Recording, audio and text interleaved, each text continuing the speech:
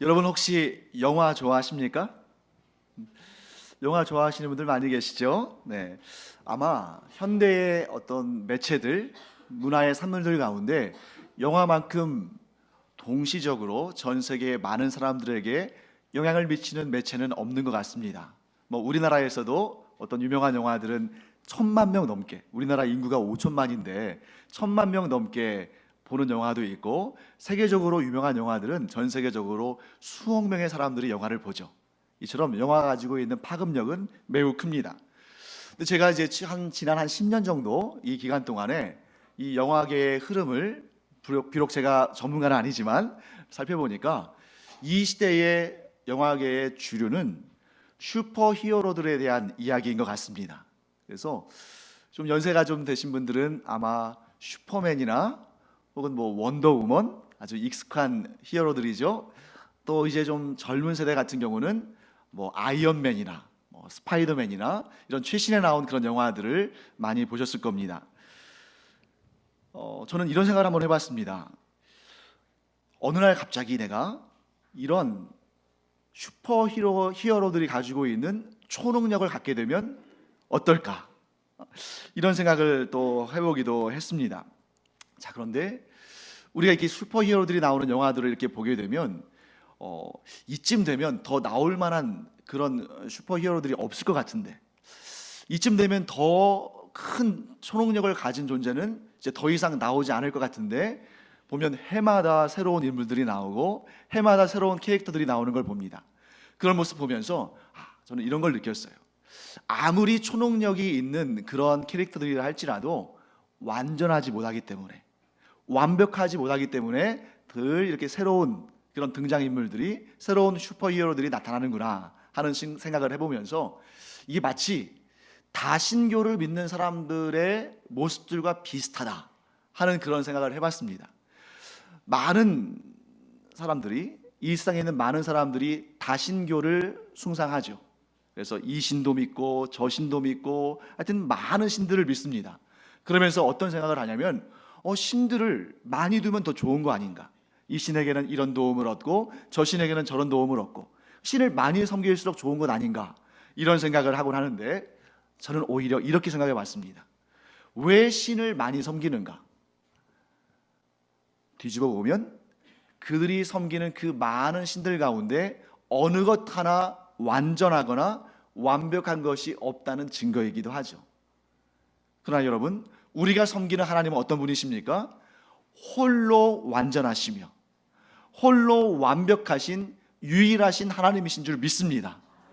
주님께서 더 필요한 능력이 있다면, 모자란 부분이 있다면 다른 신들의 도움을 받으셔야겠지만, 우리의 하나님은 온전하시고 완전하신 분이기 때문에 더 이상의 신이 필요 없는 그런 온전하신 하나님이심을 믿음으로 고백하는 여러분과 제가 되기를 간절히 축원합니다. 자, 우리 방금 전에 그 슈퍼히어로 얘기했잖아요. 만일 내게 어느 날 갑자기 잠자고 일어났는데 정말 초능력이 생겼다면, 여러분, 만약에 우리가 이런 초능력이 생겼다면 그 능력을 오직 선하고 거룩한 일에만 쓸 거라고 장담할 수 있습니까? 그럴 수 없죠. 왜냐하면 우리는 완전한 존재가 아니기 때문에, 우리는 절대 선을 가지고 있는 존재가 아니기 때문에 얼마든지 그 능력을 내 사적인 유익을 위해서, 이기적인 욕심을 채우기 위해서, 사람들에게 인기를 끌기 위해서 사용했을 겁니다. 그런데 오늘 예수님을 보시죠. 예수님께서는 그런 슈퍼히어로 정도하고는 비교가 되지 않는 하나님이시고 하나님의 능력을 가지고 계시지만, 어떤 경우에도 그 능력을 사람들에게 인기를 얻기 위해서나 혹은 물질적인 유익을 얻기 위해서 사용하지 않으셨습니다. 예수님은 그 하나님의 능력을 오직 사람을 구원하시는 일에만 사용하셨습니다. 그래서 예수님은 항상 어떻게 하면 사람들을 구원할 것인가, 여기에 온 힘과 온 마음을 쏟으셨죠. 오늘 본문에도 그러한 사건이 하나 등장합니다. 오늘도 예수님은 여전히 한 사람 한 사람을 구원하시는 그 일을 위해서 길을 걷고 계셨습니다. 그렇게 길을 걸으시다가 예수님의 시선이 어느 한 사람에게 이렇게 모이게 됐습니다. 자, 예수님께서 오늘도 길을 걸으시면서, 오늘도 누군가를 구원하시기 위한 그 길을 걸으시면서 시선이 한 사람에게 멈췄는데, 그 사람이 누굽니까? 마태였습니다. 여러분, 마태는 예수님의 12제자 중에 한 사람인 거죠. 예수님은 마태가 세관에 앉아 있는 것을 보시고 그에게 나를 따르라 라고 말씀하셨고, 부르심을 받은 마태는 예수님을 따라 나섰습니다.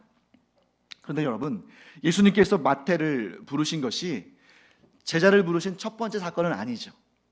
이 일 이전에도 예수님은 제자들을 부르셨는데 그 유명한 4명의 제자들이 등장했습니다. 자, 4명의 제자들, 맨 처음에 부르신 4명의 제자들, 우리 한번 한 명 한 명 이름을 한번 불러볼까요? 맨 처음에 누가 있었죠? 베드로와 안드레가 있었습니다. 이 둘은 형제지간입니다. 그 다음에 야고보와 요한이 있었죠. 이 둘 역시 형제지간이었습니다. 그리고 이들의 이 4명의 공통점은 이들은 갈릴리 호수에서 물고기를 잡는 어부들이었죠. 여러분, 이 갈릴리 인근에서 물고기를 잡는 어부들은 흔한 사람들입니까? 아니면 보기 힘든 사람들입니까? 흔한 사람들이죠. 이 갈릴리 인근에 있는 많은 사람들이 갈릴리 호수에서 물고기를 잡아서 생계를 유지했습니다. 그렇기 때문에 이 4명은 그냥 보통 흔하게 보는 사람들이었기 때문에 이들이 예수님을 따라 나섰을 때 주변에서 뭐 그렇게 별다른 주목을 하지 않았을 수 있습니다. 그런데 마태는 다릅니다. 마태는 어부가 아니고 직업이 뭐였어요? 세리였습니다. 여러분, 이 세리라는 말을 요즘에는 쓰지 않죠. 그래서 요즘 우리가 쓰는 말로 바꾼다면 뭐라고 표현할 수 있을까요? 그렇죠, 세무공무원이죠. 세무공무원입니다. 그런데 우리가 성경을 읽어서 잘 압니다만 항상 세리는 이스라엘 사람들에게 비난을 받고 또 모욕을 받고 죄인으로 여겨지는 그러한, 좀 어떻게 보면 그들에게는 좀 섭섭할 수 있는 그런 상황 가운데 놓여 있었습니다. 그러니까 오늘을 살아가는 우리에게는 좀 이해가 안 될 수 있어요. 왜냐하면 여러분, 오늘날 세무공무원은 상당히 인기가 있는 안정적인 직업이죠. 뿐만 아니라 세무공무원은 우리 사회가 유지되는데 꼭 필요한 직업입니다. 세금 관계가 명확하지 않으면, 또 세금이 제대로 징수되지 않으면 이 나라가 운영되기 어렵잖아요. 이 세무공무원은 오늘날 상당히 인정받고 또 인기도 있는 직업이기 때문에 20년 전에 왜 이렇게 세무공무원들이 사람들에게 손가락질 당하고 또 비난당했을까? 오늘을 살아가는 우리는 좀 이해가 되지 않을 수 있습니다. 그래서 제가 왜 2000년 전에 세리들이 이러한 대우를 받고 살았을까 하는 것을, 그 당시의 상황을 잠깐 설명을 드리도록 하겠습니다. 이스라엘 사람들은 이 2000년 전에 그들은 세 종류의 세금을 내야 했습니다. 그러니까 세금을 딱 3번만 낸다는 얘기가 아니라 세 종류의 다양한 세금들을 낸 것입니다. 자, 제일 먼저 언급되어야 할 세금은 성전세입니다. 여러분, 그 이름에서 느낌이 와닿죠. 성전세는 어떤 세금이겠어요? 성전을 유지하고 성전에서 거행되는 거룩한 일들을 하는데 필요한 것들을 준비하는데 사용되는 겁니다. 근데 이 성전세는 이스라엘 남성들, 즉 20세 이상의 성인 남성들이 매년 한 차례씩 반세겔을 내야 했습니다. 이 반세겔이 어느 정도 되는지 좀 궁금하시죠? 이 반세겔은 정확하게 딱 단정하기는 쉽지 않은 것이 너무 오래된 일이고, 또 학자들에 따라서 견해들이 조금 다를 수 있습니다. 그런데 대략적으로 반세겔의 그런 가치는 성인 남성의 하루 내지 이틀의 품삯이었어요. 그러니까 오늘날 우리의 화폐 단위로 환산한다면 한 10만 원에서 20만 원 사이쯤 되는 그런 액수입니다. 여러분, 10만 원에서 20만 원 사이쯤 되는 액수라면 그걸 1년에 한 번 낸다면 그렇게 부담되는 그런 액수는 아니겠죠. 두 번째로 재산세가 있습니다. 여러분, 오늘날도 재산세가 있죠.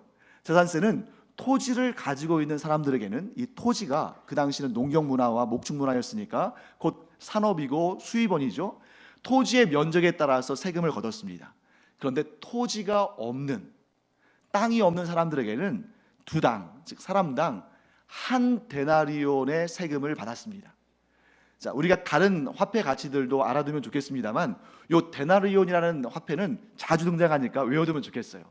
이 데나리온이라는 이 화폐가 한 데나리온이 성인 한 명의 하루 품삯입니다. 이 재산세도 땅이 있는 사람들이야 재산이 있으니까 무리가 없었을 것이고요. 땅이 없는 사람들도 1년에 한 번 한 대략 10만 원 전후의 세금을 내니까 이도 이렇게 크게 부담되는 세금은 아닐 겁니다. 그런데 제일 문제는 세 번째 범주에 있는 세금이었습니다. 마지막 세 번째 세금이 사람들을 너무 괴롭게 했어요. 자, 사람들이 성문을 지날 때마다 꼭 거쳐야 하는 곳이 있습니다. 자, 오늘 예수님께서 어디에 앉아 있는 마태를 부르셨습니까? 세관에 앉아 있는. 그러니까 오늘날 세관은 어디 뭐 시내 중심부 어디에 있겠죠. 그런데 이 당시의 문화를 보시면 자, 성곽이 있습니다. 외적으로부터 사람들을 보호하는 성곽이 있는 거예요. 그 성곽 안에 사람들이 모여 살고 항상 이 보안을 위해서 안전을 위해서 성문을 두는데 그 성문 곁에 세관이 있었어요. 그래서 성문에 들어가는 사람마다 통행세를 내야 되고 또 어떤 경우에는 관세를 내야 되고 또 물건을 사고 파는 사람들은 들고 가는 물건마다 그 물건의 가치에 따라서 또 세금을 내야 되는 것입니다. 자, 이러한 세금들을 부과하는 사람이 있을 거 아닙니까? 이들이 바로 세리였습니다. 그런데 이 세리들이 이 세금을 부과할 때 항상 동일하게 부과하는 것은 아니었다는 거예요. 그 이유가 있습니다. 자, 세리들은 이 당시에 이스라엘을 지배하고 있던 로마 제국의 공무원과 같은 사람들입니다. 그래서 로마 제국에서 이 세리들에게 어떠한 특권을 줬냐면 정해져 있는 세금에 수수료를 붙일 수 있는, 근데 그 수수료가 딱딱 얼마 정해진 것이 아니라 세리에 따라서, 그러니까 어떤 세리는 좀 사람들이 볼 때도 좀 상식적인 선에서 이렇게 적절한 세금을 붙이는 세리도 있었지만 사실 많은 경우에 있어서 부당한 세금에 수수료를 붙이는 경우가 세금을 낼 때 부당한 수수료를 붙이는 경우가 많았습니다. 자, 이 수수료 자체가 이 로마 제국에서 어떻게 하면 사람들을 잘 수탈할 수 있을까? 어떻게 하면 세금을 많이 뜯어낼 수 있을까? 그렇게 머리를 싸매고 나온 정책이기 때문에 그러니까 이들은 어떤 정책을 펼쳤냐면 세리들에게 수수료를 붙일 수 있게 해주면 그 수수료를 많이 얻기 위해서라도 세리들이 열심히 세금을 거둘 것이다. 자, 이런 마음을 가진 거죠. 그리고 여러분, 세금은 조금인데 거기에 붙은 수수료는 엄청 클 수도 있는 겁니다. 소위 우리가 배보다 배꼽이 크다 이런 말 많이 하잖아요. 그렇게 많은 수수료를 요구하니까 가난한 사람들, 하루 벌어서 하루 먹고 살아야 되는 사람들, 이런 사람들, 이 약한 사람들에게 오히려 더 막 세금을 내도록 닥달하고, 그래서 결국에는 이 세금을 내기 위해서 또 이 수수료를 내기 위해서 빚을 져야 되는 그런 안타까운 사실들이, 안타까운 상황들이 발생했다는 것이죠. 그래서 이스라엘 사람들이 세리를 향해서 뭐라고 불렀냐면 피도 눈물도 없는 사람들, 또 합법적인 도둑들, 이렇게 불렀습니다. 자, 그렇기 때문에 여러분, 예수님께서 마태를 제자로 삼으셨다는 것은 예수님에게도 굉장히 큰 위험 부담이었습니다. 여러분, 안 그래도 지금 예수님을 싫어하는 사람들이 많습니까? 적습니까? 많이 있잖아요. 우리가 잘 알고 있는 서기관들, 바리새인들, 사두개인들, 이런 사람들이 지금 예수님을 싫어하는데, 거기다 대고 이스라엘 사람들이 정말 싫어하는 사람들 중에 하나인 이 세리를 제자도 세우셨다 하는 얘기가 퍼져나가면 예수님도 굉장히 힘드실 수 있는 그런 상황입니다. 거기다가 아주 결정적인 사건이 발생했습니다. 그것은 뭐냐면 예수님의 제자가 된 마태가 자기 집에서 식사의 자리를 마련했는데 그때 예수님과 예수님의 제자들을 초청을 한 겁니다. 근데 그 자리에 예수님과 예수님의 제자들만 있었다면 별 문제가 안 됐을 텐데 거기에 또 어떤 사람들이 있었습니까? 세리들과 죄인들이 많이 모였다는 겁니다. 본문에 왜 그렇게 많이 모였는지 정확한 내용이 나와 있지 않기 때문에 저는 이렇게 추측해 봤습니다. 마태가 예수님의 부르심을 받고 예수님의 제자로서의 새로운 인생의 출발을 시작하면서 예전의 동료들과 또 이제 앞으로 새롭게 동료가 될 예수님의 제자들과 다 함께 모여서 식사라도 한번 하자, 이런 자리를 마련하지 않았을까 하고 추측해 보게 됩니다. 바리새인들이 이러한 모습을 놓칠 리가 없죠. 바리새인들이 이 광경을 보고 예수님의 제자들에게 이렇게 따져 물었습니다. 어찌하여 너희 선생은 세리와 죄인들과 함께 잡수시느냐? 여러분, 이 바리새인들의 말 속에 눈에 띄는 단어 하나가 있습니다. 그것은 바로 세리들과 함께 언급된 죄인들이라는 단어입니다. 여러분, 세리들은 명확하잖아요. 세리가 어떤 사람인지 우리는 다 알고 있죠. 세금을 거두는 사람들. 그런데 그 세리들과 함께 있던 죄인들은 어떤 사람일까? 여러분, 만일 이 사람들이 실정법을 어기고 정말 악독한 짓을 한 사람들이라면 지금 이 마태의 집에 앉아 있을 것이 아니라 어디에 있겠어요? 감옥에 가 있겠죠. 근데 이 사람들은 지금 마태의 집에 와서 식사를 하고 있는데 이들을 향해서 바리새인들이 뭐라고 부르고 있습니까? 죄인들이라고 부른다는 것이죠. 제가 그래서 이 부분을 한번 좀 조사를 해봤습니다. 죄인들에 해당하는 성경 원어, 헬라어 단어는 하마르툴로스란 단어예요. 하마르툴로스. 그런데 이 단어에는 크게 세 가지 범주의 사람들이 포함이 됩니다. 첫 번째는 율법이 금한 죄를 저지른 사람들이 죄인들이라고 일컬음을 받았습니다.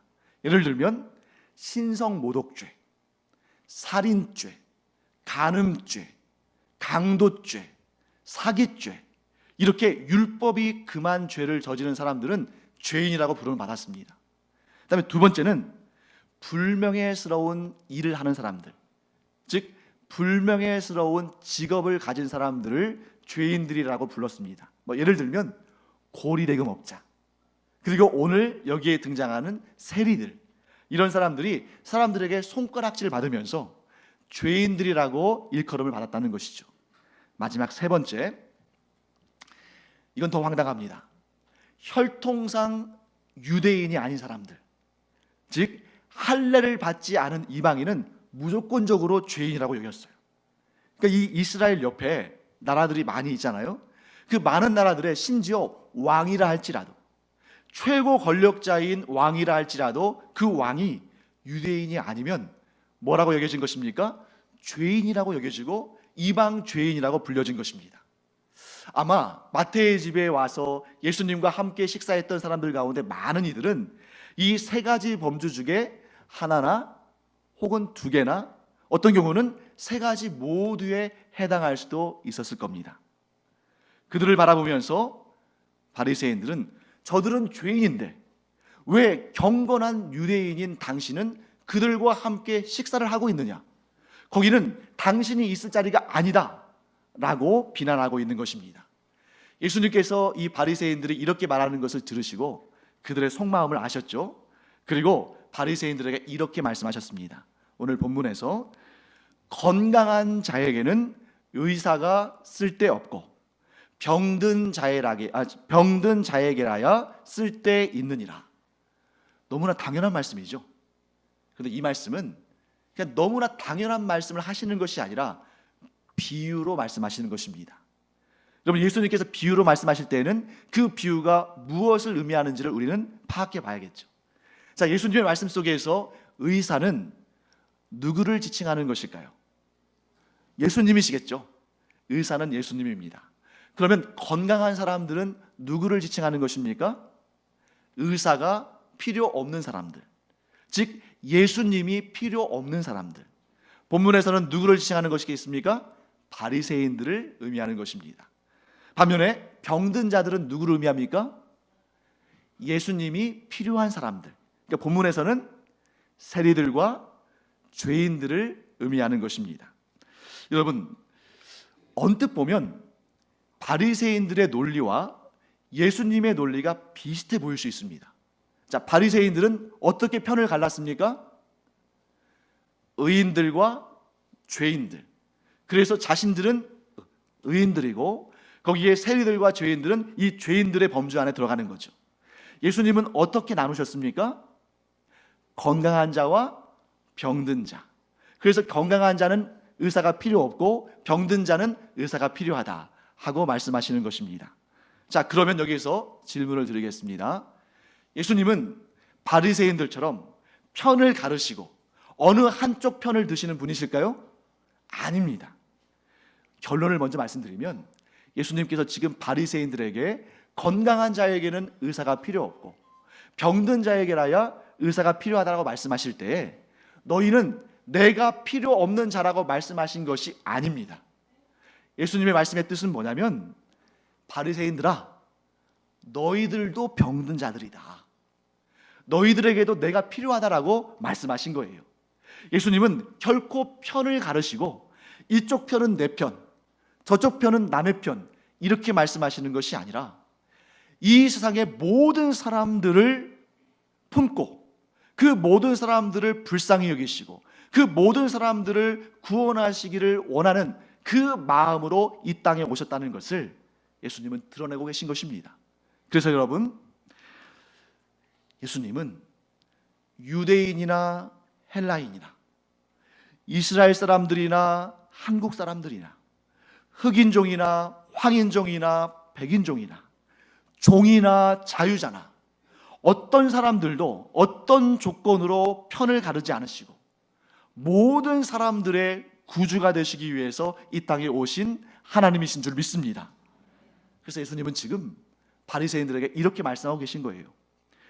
바리새인들아, 너희는 너희가 스스로 의롭다고 생각하느냐? 너희에게 구주가 필요 없다고 생각하느냐? 결코 그렇지 않다. 이 세상에 의인은 없나니 하나도 없다. 이 세상에 건강한 자는 하나도 없다. 이 세상에 있는 모든 자들은 죄에 오염된 병든 자들이고 그렇기 때문에 이 세상의 모든 자들은 내가 필요하다 라고 말씀하시는 것입니다. 사랑하는 성도 여러분, 우리도 바리새인들과 같이 잘못된 인식을 가질 수 있습니다. 뭐냐면 우리가 예수 그리스도를 구주로 영접하고 그래서 이렇게 교회에서 신앙생활하는 성도가 되면 어느 일정 시간 지나면 우리가 의인이 된다고 생각하는 그러한 착각에 빠질 수 있습니다. 사랑하는 성도 여러분, 우리가 천국에 이르러서 완전히 영화로운 상태가 되기 전에 우리는 항상 죄인입니다. 우리는 건강한 자가 아닙니다. 우리는 바리새인들처럼 나는 의인이요, 나는 의사가 필요 없는 건강한 사람이다 라고 주장해서는 안 됩니다. 오히려 그렇게 생각하는 것은 사탄의 시험 가운데 있음을 드러내는 것입니다. 우리가 의인이 된 것이 아니에요. 단지 우리는 의롭다고 여기심을 받을 뿐입니다. 언제? 우리가 예수 그리스도 안에 거할 때, 우리가 예수 그리스도의 힘을 힘입어 예수 그리스도 안에 거할 때 우리를 하나님은 의롭다 여겨주시는 것이지 결코 우리가 완전한 영화에 이르기까지 우리는 죄인일 뿐입니다. 그래서 여러분, 우리는 분명히 이렇게 알아야 됩니다. 나는 죄인이로되, 나는 의사가 필요한 병든 자이로되 예수 그리스도 안에 거함으로 말미암아 하나님께서 나를 보실 때 예수님을 통하여 보심으로 우리를 의롭다 인정해 주신 것이다 하는 그런 믿음을 여러분과 제가 놓치지 않기를 간절히 축원합니다. 그렇기 때문에 오늘도 우리는 예수님을 향해서 이렇게 고백해야 됩니다. 예수님, 저를 불쌍히 여겨주셔서 감사합니다. 예수님, 저를 긍휼히 여겨주셔서 감사합니다. 저는 바로 이 순간도 예수님이 필요한 죄인이고 예수님이 필요한 병든 자입니다.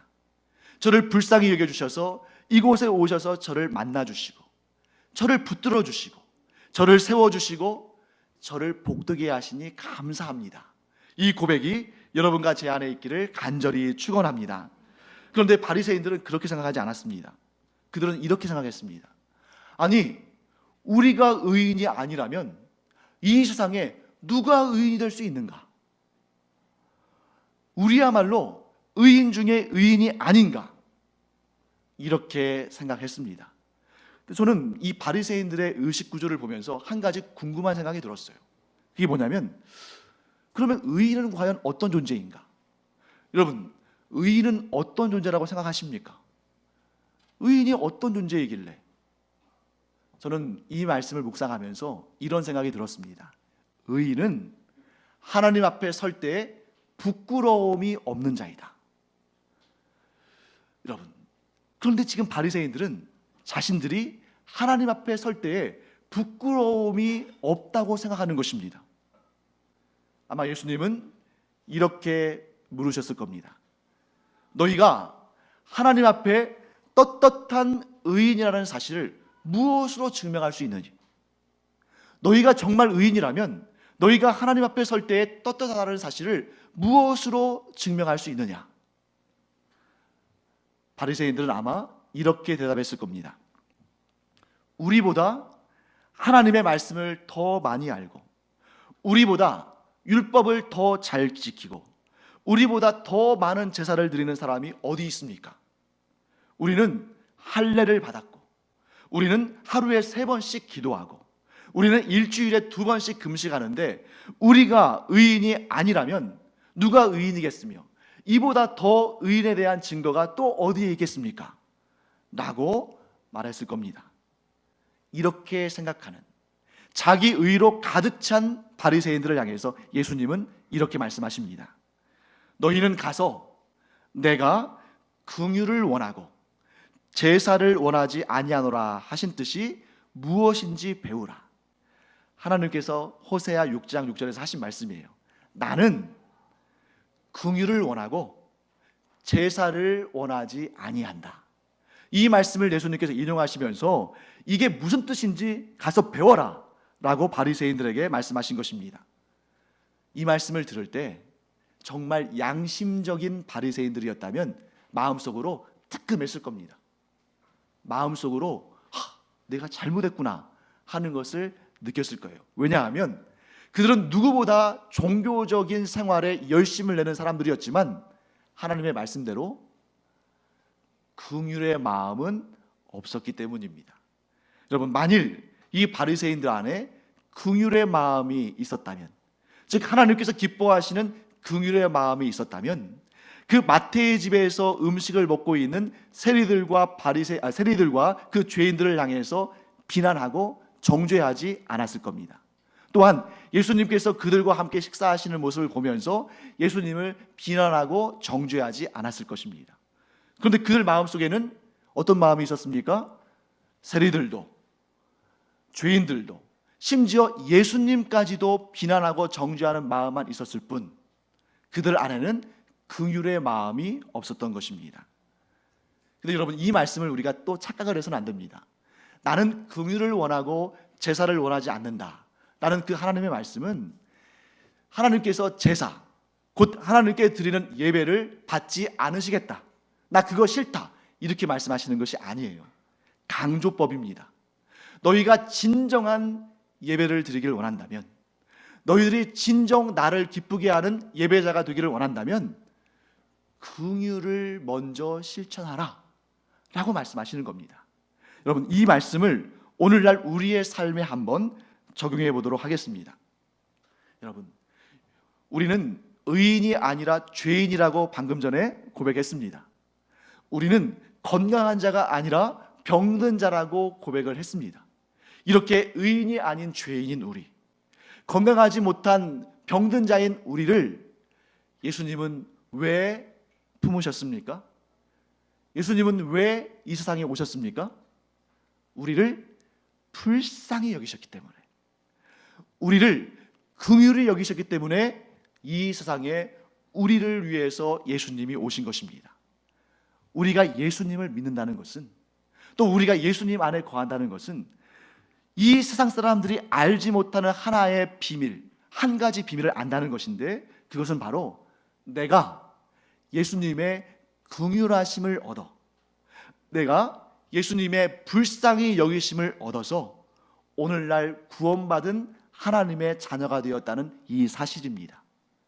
예수님의 긍휼을 알지 못하는 자, 예수님의 그 사랑을 알지 못하는 자는 이 비밀을 알고 싶어도 알 수가 없는 것이죠. 왜? 경험하지 못했으니까. 예수님의 긍휼을 경험하지 못한 자는 진정한 그리스도인인지 한번 점검해 볼 필요가 있습니다.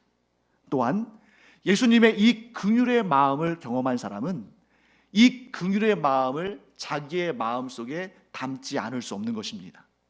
사랑하는 성도 여러분, 우리는 예수님의 제자들입니다. 제자들은 그 스승에게 배우고 또 그 스승의 좋은 점을 닮아가는 존재입니다. 그렇다면 우리가 오늘 이 말씀에 의지해서 가장 신경 써서 닮아가야 할 예수님의 품성, 가장 힘을 다해서 배워야 할 예수님의 가르침은 무엇입니까? 진정한 그리스도인, 진정한 예배자가 되길 원한다면 예수님께서 나에게 베푸신 그 긍휼을 나도 베푸는 사람이 되어야 한다는 것입니다. 여러분, 그런데 바리새인들은 그 크신 하나님의 은혜와 사랑과 긍휼을 경험했음에도 불구하고 자신들은 그 긍휼을 베풀 생각을 하나도 하지 않았습니다.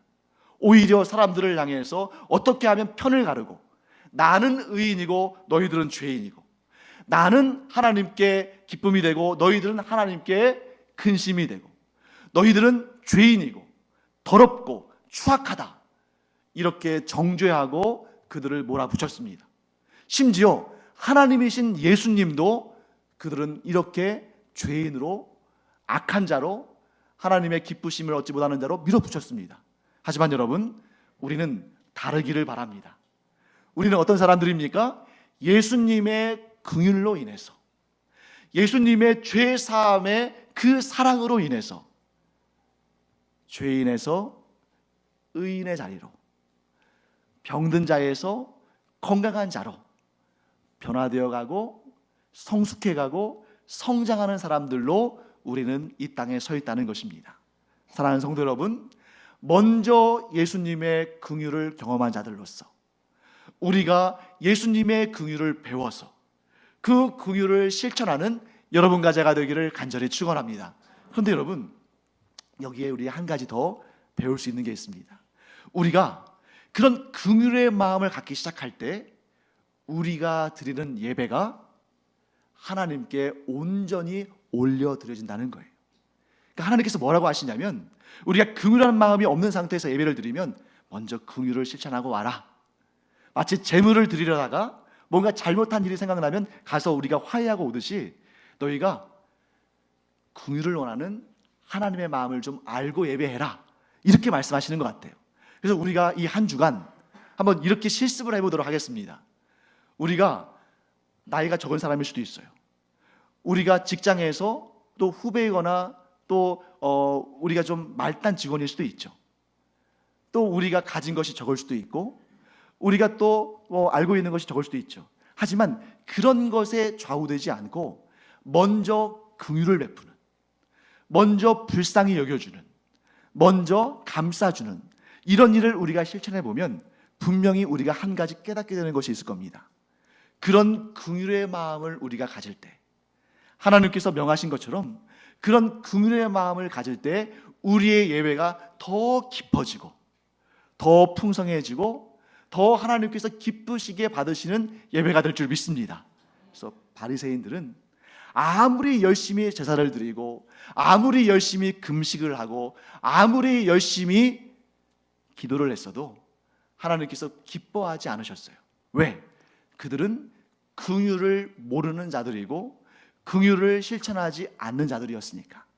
하지만 예수 안에 있는 우리는, 우리가 먼저 긍휼을 얻었음으로 말미암아 그 긍휼을 실천하고 그렇게 긍휼의 마음을 마음에 품고 살아갈 때 하나님은 우리의 예배를 더 기쁘시게 받으실 줄 믿습니다. 이 삶을 실천하는 여러분과 제가 되기를 간절히 축원합니다.